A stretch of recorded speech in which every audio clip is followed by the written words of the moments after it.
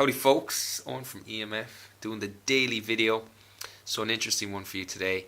Hit 200 days logged in a row on myfitnesspal yesterday, so thought I'd share a few thoughts on anything really in particular that I learned from 200 bloody days in a row on that lovely app that you all love. So number one thing is the accuracy is never going to be perfect. You're never going to get 100.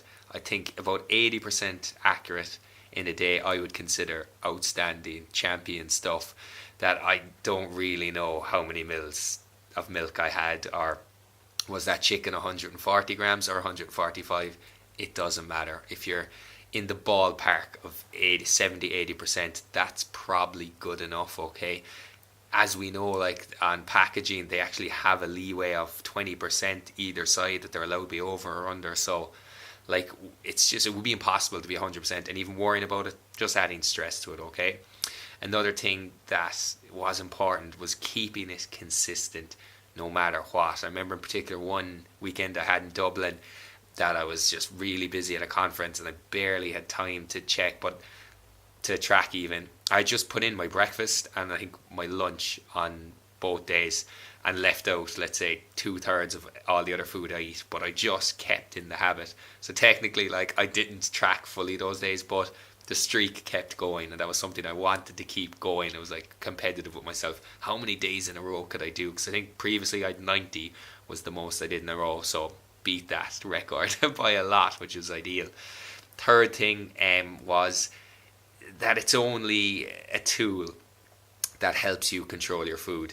It shouldn't be adding stress to your dieting, okay? It's tough enough having to go from not tracking your food, not worrying about your food, not knowing what's in your food, or thinking about how it affects your weight or your body fat or your performance, your energy, your sleep.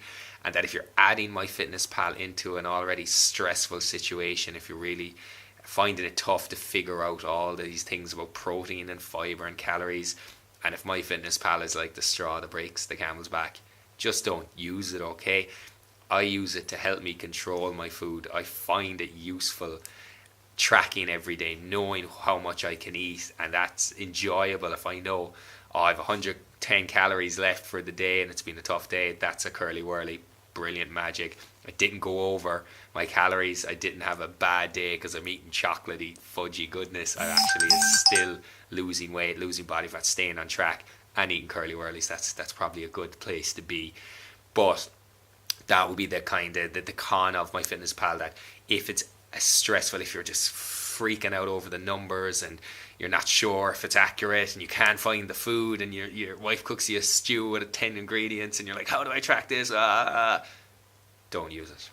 Use it if it's helping you reach your goal, okay? And know that it's as good as the tool that's in front of you. If you don't know how to use the tool, well then you're going nowhere with it, okay? It's just going to be more stressful. You can always ask for help on how to use it. But look, a few thoughts on 200 days in a row on myfitnesspal. I'll probably get another 4 days before I go to Australia. So 205 days. I'll let you know then what I know from 205 days on myfitnesspal. Probably won't be much more. Right, any questions as always, just ask. Alright.